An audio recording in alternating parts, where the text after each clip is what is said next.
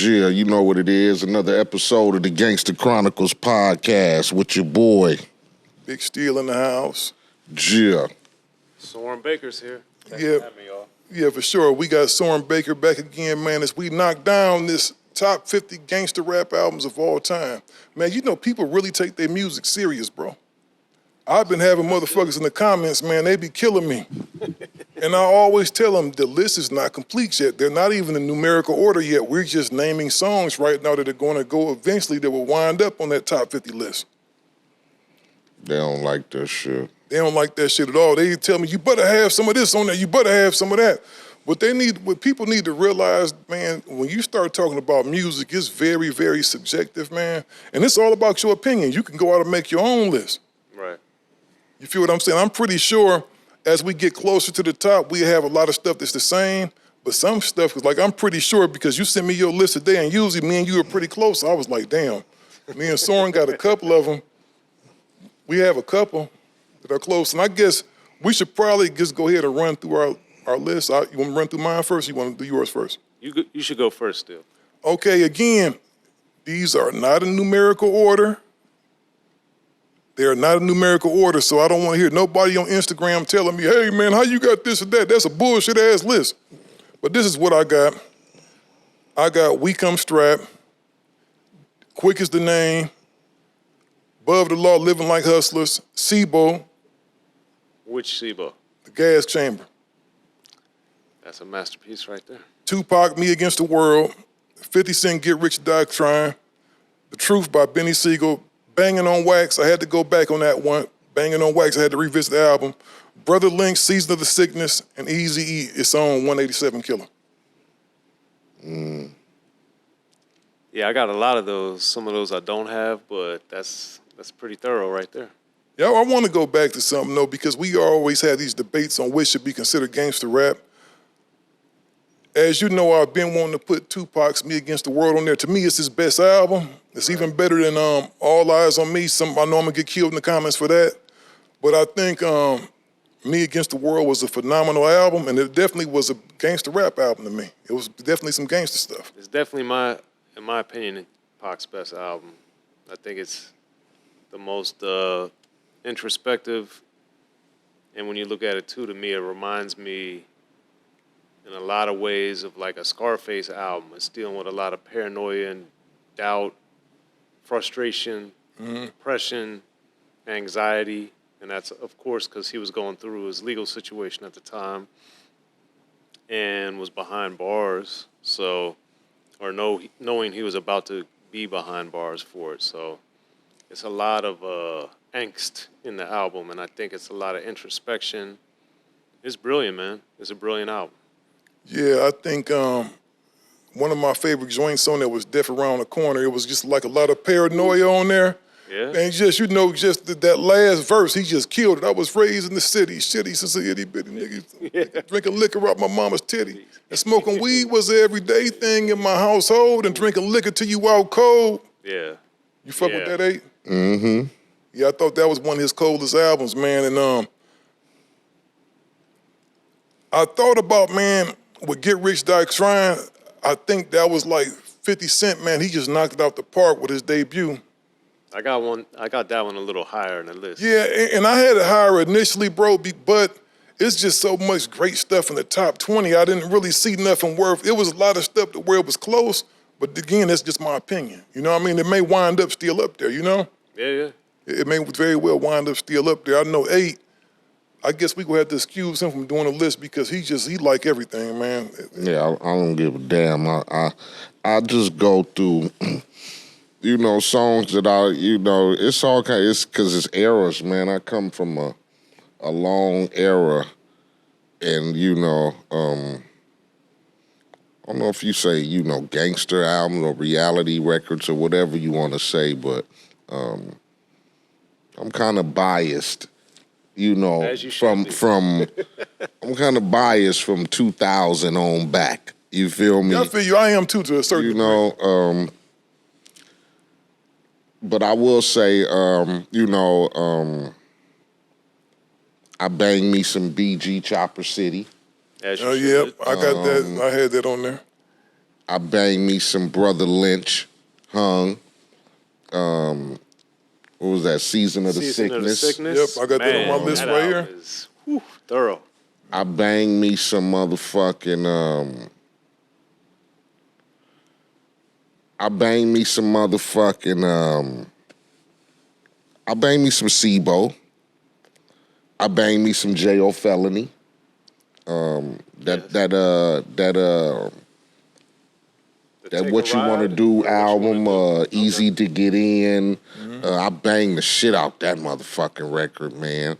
Yeah, I banged me some shit. motherfucking. J.O.'s incredible. I banged me some East Siders.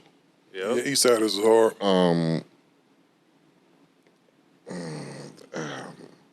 I banged me some Mobb Deep. Mobb Deep. I got Mobb Deep in the top Got 20. Mobb Deep on mine too. Okay. I'm not gonna lie. I got Quick in there. Quick's first album was the shit. So all three of us got Quick's Quick is the name today. Yep, all three of us got Quick as the name. And then I'll go through some. I'll bang me some Straight Checking Them. So that's my, that's my middle 10 right there. See, I got Straight Checking them higher, 8.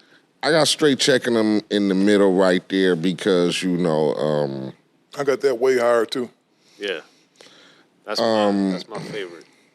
I got other records, that's higher. Straight Checking Them was a good, decent record for me. Compton's Most Wanted. But, I got some records that, up there, as far as what I listened to, as far as what took me through the transition of reality music, especially being from Compton and the West Coast. I even say I banged me some Knockout and Drayster. Yeah, they had a hard album, and I thought about that. I thought about that. So, that's my middle realm right there. You feel me? I like that. Yeah, Soren, you might as well go and take your list out, man. Today we're looking at Quick is the Name. Okay. Black Mafia Life by Above the Law. Okay. Power, Ice-T. Okay. This one might surprise people that it's this low, but 2001 by Dre. Okay. Back to Vince Staples, Hell Can Wait. Living Like Hustlers, Above the Law. I got that. Yeah, I got that a little higher. Schoolie D, Saturday Night, the album. I forgot about that, man. And the Saturday Night, part of the reason why, beyond the fact that I love it, this album on the song Parkside 5-2 is the first time I ever remember hearing anybody gangbanging. This came out in 86.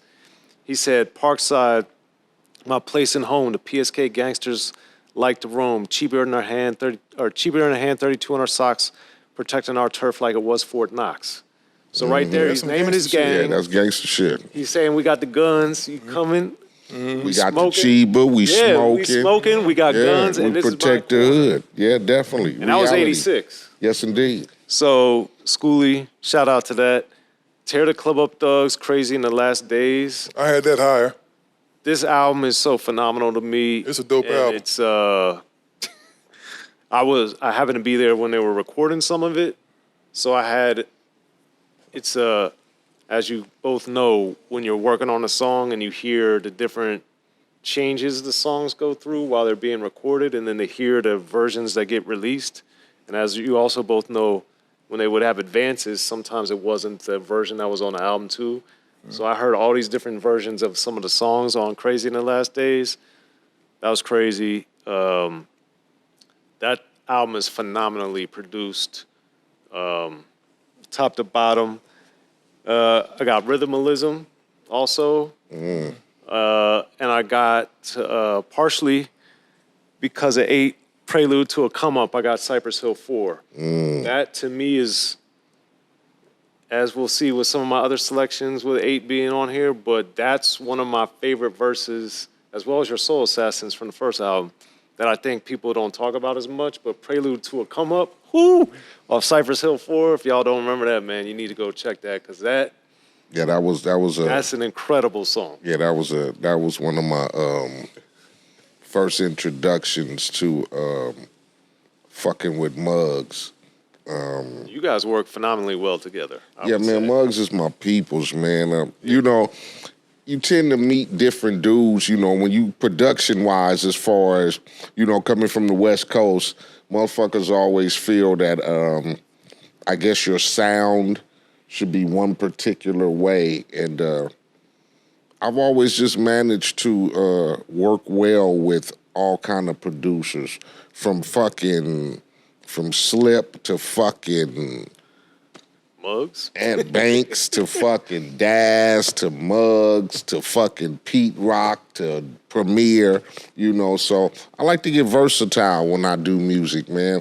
I don't like to just stick to the same fucking format. So that was my, you know, I'd always been a fan of Muggs from fucking from the Coolin' in Cali days, man. 783 yeah, man. slept on album right man, there, man. Yeah, definitely. And they work with Schoolie D. Man, on that there was one too. of my favorite cuts, man. I don't give a fuck. Coolin' in Cali? Coolin' in Cali Woo, was the Coolin' in shit, Cali man. was the shit. Yo, I was in Ohio listening to that shit. Man, that shit was, man, that shit was cracking, incredible. man.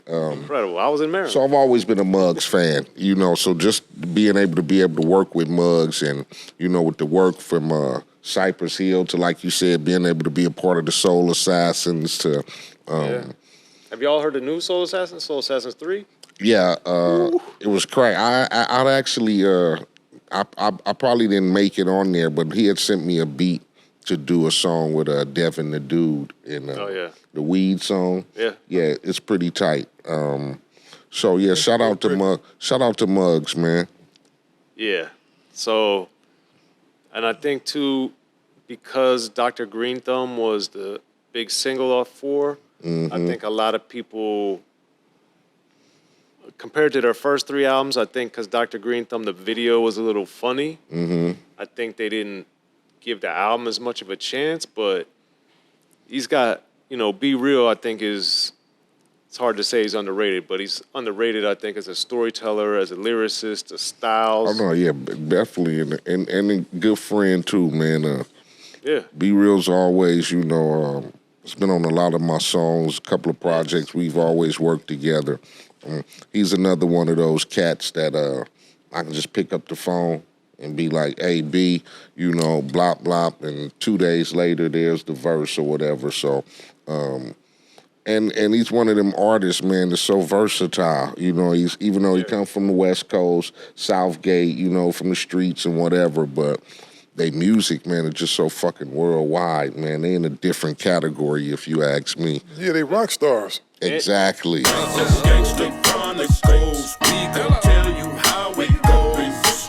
If I lie, my nose will grow like Pinocchio. We gon' tell you the truth and nothing but the truth. Gangster Chronicles, this is not your average